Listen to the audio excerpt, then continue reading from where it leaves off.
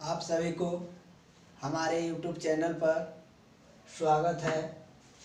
आज आपके साथ बहुत ही महत्वपूर्ण टॉपिक शुरू करने जा रहे हैं। ध्यान दें, प्रतिचुंबकीय डायमैग्नेटिक पदार्थ की विशेषता को बताएं। प्रतिचुंबकीय क्या है, डायमैग्नेटिक इसका विशेषता क्या है, इस पर ध्यान देना है कि प्रतिचुंबकीय पदार्थ चुंबक क्षेत्र में अल्प प्रतिकर्षण होता है। कहता है कि प्रतिचुंबकीय पदार्थ चुंबकीय क्षेत्र में अल्प प्रतिकर्षित होता है, यानी प्रतिकर्षण के बल अल्प होता है। एक होता है आकर्षण, आकर्षण मीन्स सटाव, और प्रतिकर्षण यानी हटने की क्षमता कम होती है। यह प्रतिचुंबकीय पदार्थ का विशेषताएं हैं। प्रतिचुंबकीय पदार्थ से चुंबकीय बल रेखा को नहीं गुजारा जा सकता है। कहा जाता है कि जो प्रतिचुंबकीय पदार्थ है, यानी कि यह प्रतिचुंबकीय पदार्थ है, ऐसे ध्यान दें, कहा जाता है कि यह प्रतिचुंबकीय पदार्थ है। यहां से ऐसे गुजारेंगे,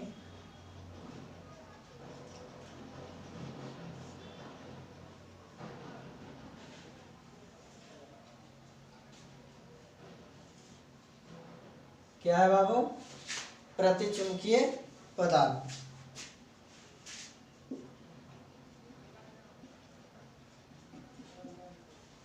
क्या प्रतिचुंबकीय पदार्थ कभी एक दूसरे को होकर गुजर रहा है? नहीं। तो कहा जाता है कि प्रतिचुंबकीय पदार्थ से चुंबकीय बल रेखा नहीं गुजरता है। क्या इससे होकर गुजर रहा है? ना।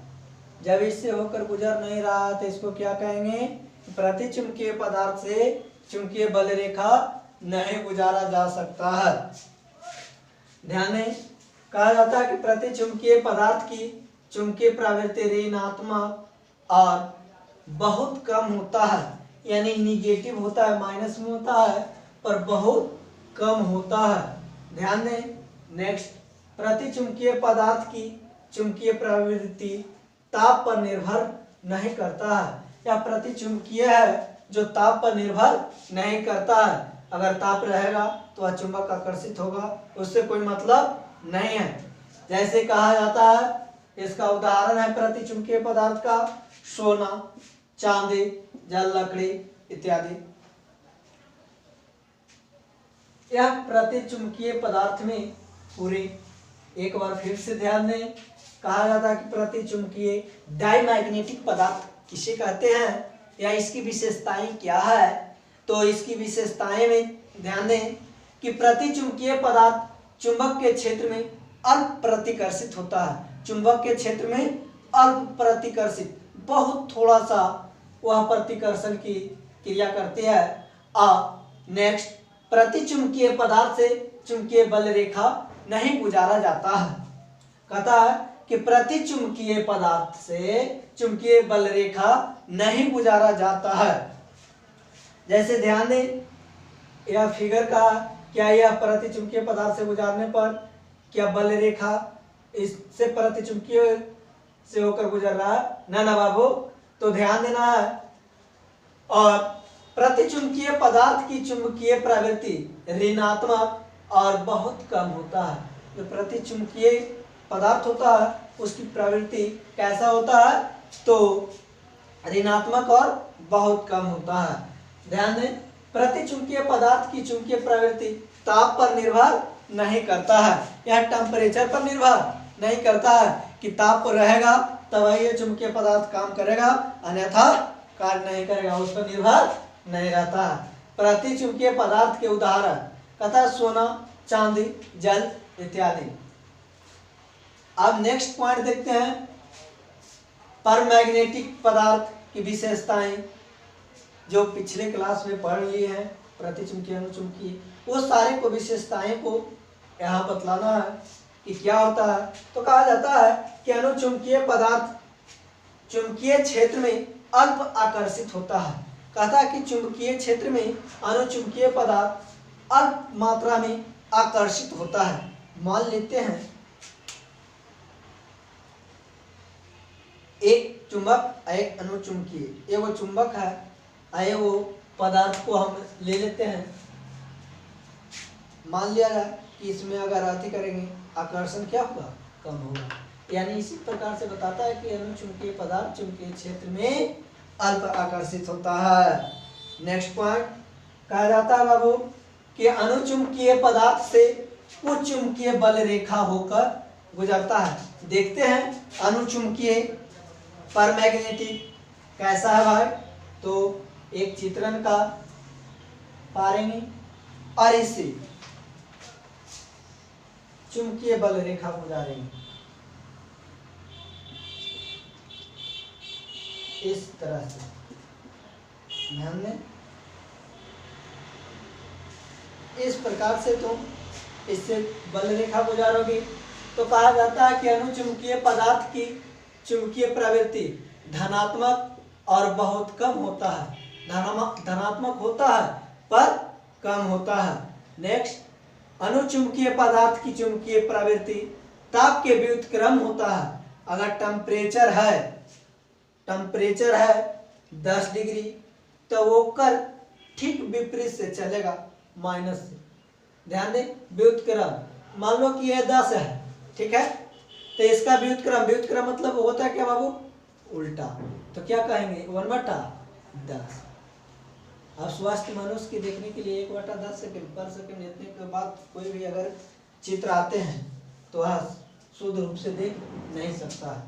तो ध्यान दें कि x समानुपाती 1/10।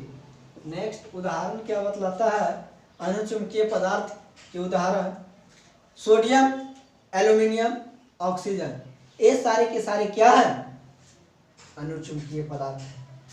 या प्रतिचुंबकीय पदार्थ के पूछेंगे, सोना चांदी जले चांदी, कोई दिक्कत?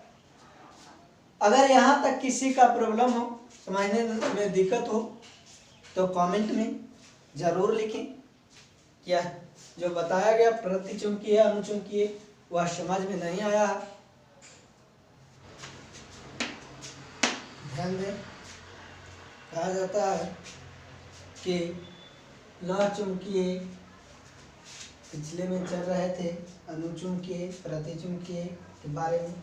अब तुम्हारा है लौह चुंबकीय फेरोमैग्नेटिक पदार्थ की विशेषता को बतलाना है कि फेरोमैग्नेटिक पदार्थ की विशेषताएं क्या है या फेरोमैग्नेटिक किसे कहते हैं। तो कहा जाता है कि लौह चुंबकीय पदार्थ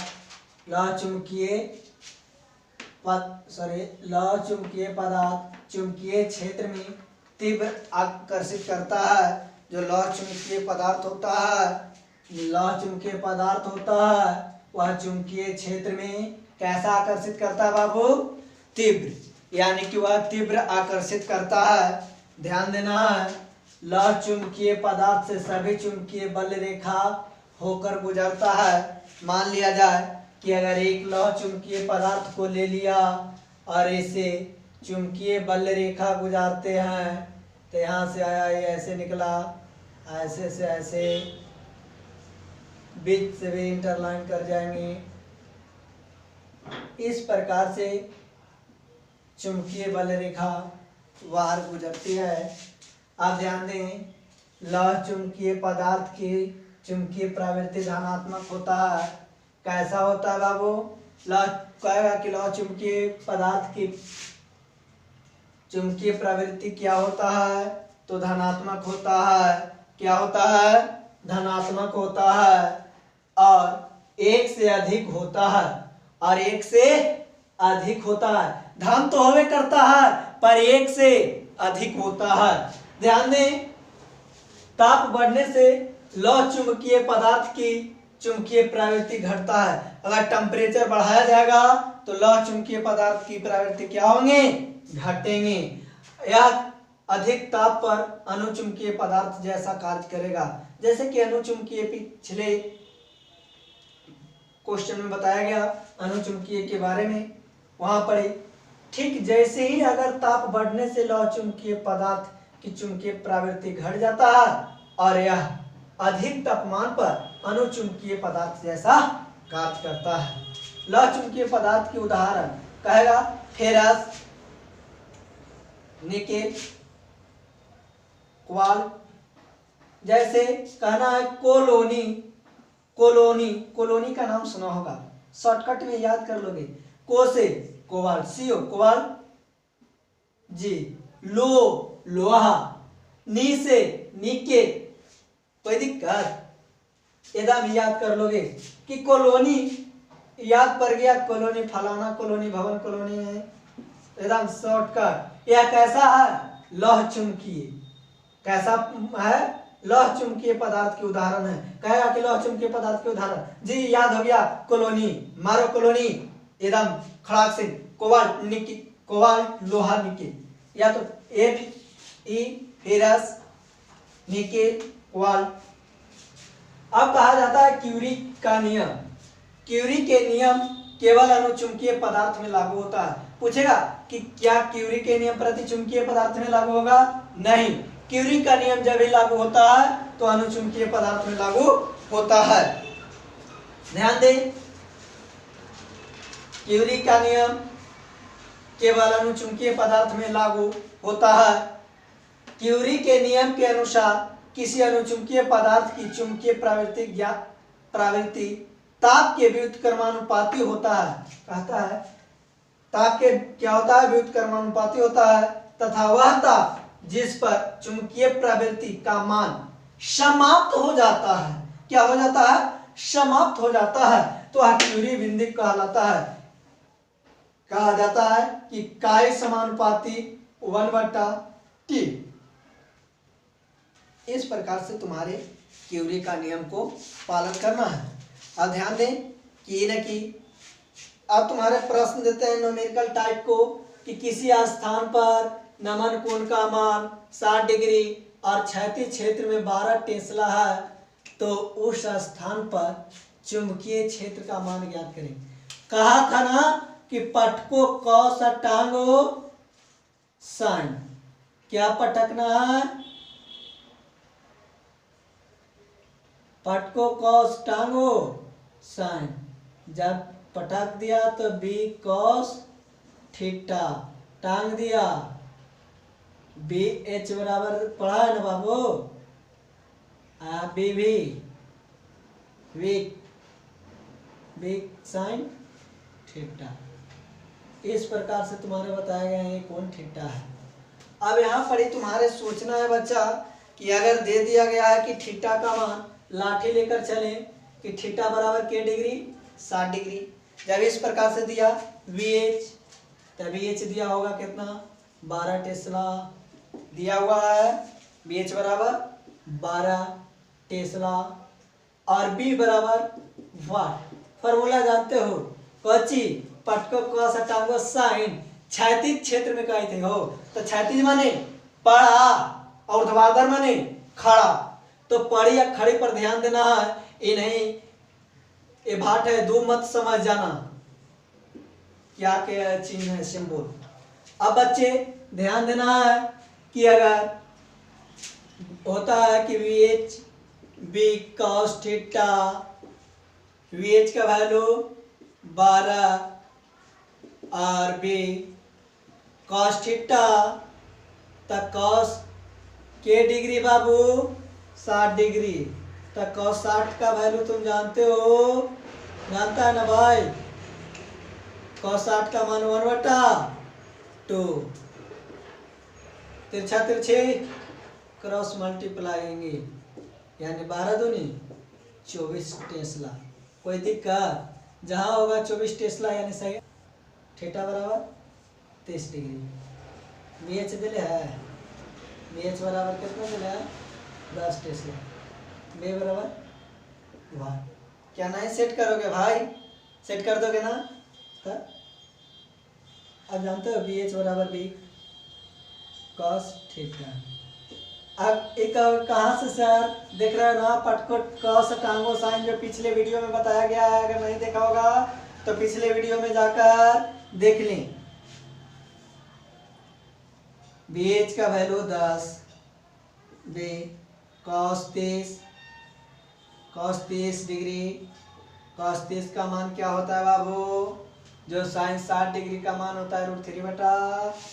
तो 10 हो गया b गुना √3/2। काट जाएगा भाव, क्या बचेगा? 5। एक काटे भी गुना वो कर दे, ये क्या हो जाएगा? 5 दूनी 10, b बराबर 5√3 टेस्ला। कोई दिक्कत ना भाई? अगर वीडियो समझ में आए तो लाइक करें, सब्सक्राइब करें और दोस्तों में शेयर करें। आज इतना ही, विशेष बातें और अगले क्लास में बताए जाएंगे।